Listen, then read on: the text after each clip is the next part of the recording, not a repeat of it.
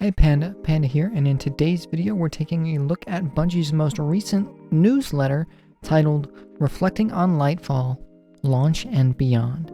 In this newsletter, they detail a lot of big changes coming in terms of a ton of stuff that you won't want to miss. I'm not going to waste any time, and let's get right into it. Bungie seems to be walking back Guardian rank resets, at least partially, in the way that your highest rank you reached last season will actually be displayed into the next season.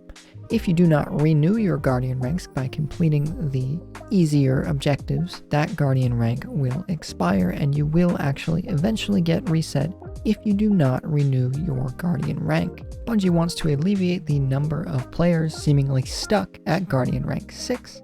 They've already taken measures to do this in the form of moving the Lost Sector completion and flawless objectives to higher ranks, and reducing the commendation objective requirements in Guardian ranks 7 to 11. For Season 21, they want returning players to actually start at Guardian rank 5, and the progression from 5 to 7 to actually be quicker than Guardian rank 6 to 7. They assure that your rank renewals for Guardians this season who are chasing the objectives will be fast and easy as long as you play the seasonal content.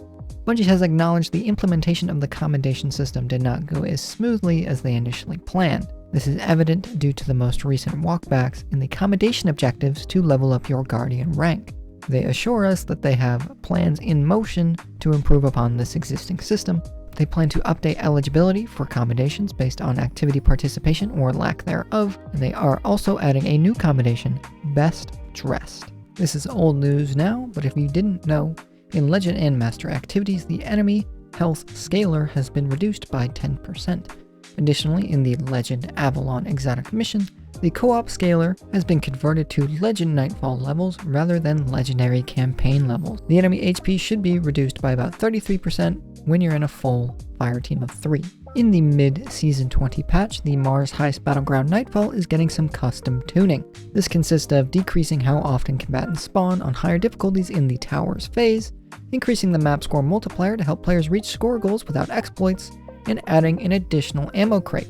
In addition to those changes, they are also reducing the frequency and number of some combatants in waves in all boss fights, reducing the health of Death Tongue Choristers. 5 runes now have the same health on all difficulties, and thinning out the Fallen Trip Mines in Heist Battlegrounds Moon. The Neomuna Patrol Zone is seeing a few changes. They are increasing the spawn rate of the Vex Strike Force event in the Vex Incursion Zone.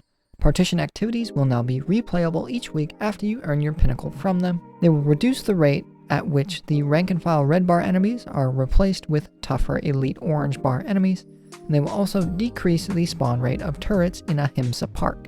In a future patch, they plan to make certain patrols easier to complete. Let it be known that Bungie does not currently have any plans on adjusting the difficulty of Legend or Master Lost Sectors. Bungie has plans to take a look at the low map score modifiers on some Nightfalls, in addition to the Legend Dares of Eternity bounties, and they also plan to add a throttle to prevent certain exploits as an optimal score strategy. They are in no doubt referring to the revive chaining to increase your score to reach Nightfall objectives. Exotic armor drop rates are about to receive a few different changes, and some changes are already here.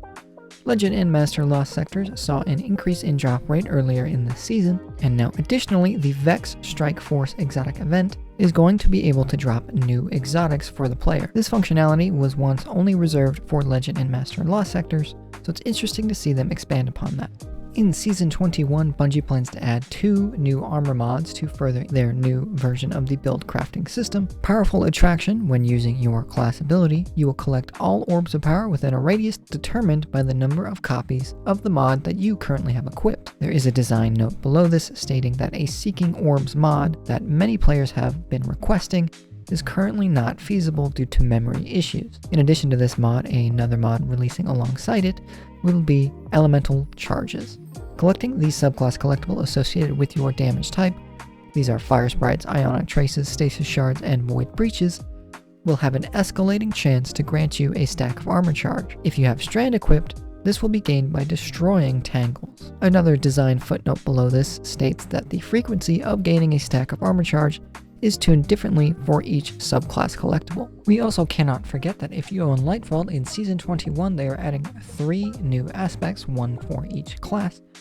The Titans are getting the Flechette Storm, The Hunters are getting the Threaded Scepter, and the Warlocks are getting the Wanderer. Artifact perks will now be a toggle on-off switch, so that you no longer need to reset your artifact perk at all.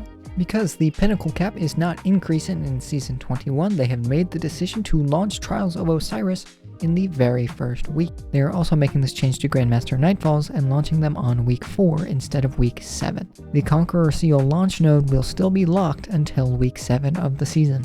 Exotic armor focusing is coming to Rahul in Season 21. Exotic engram drops will no longer auto-decrypt, and instead take up engram space in your inventory that you can take to Rahul and decrypt into whatever exotic you're chasing. It looks like there will be 2 types of decryption, one of them being the Advanced Decryption, which will allow you to focus exotic armor pieces from a certain time period, like Shadowkeep, Beyond Light, or the Witch Queen. This type of focusing will cost 1 exotic engram, 1 Ascendant Shard, and 30,000 Glimmer. If that's not enough for you, they will also be offering the Precision Decryption, which will allow you to directly focus into the specific armor piece that you want. Therefore, it will have a higher cost: 1 exotic engram, 3 Ascendant Shard, 60,000 Glimmer, and 1 exotic cipher. You should also note that they plan to increase the exotic cipher limit from 1 to 5.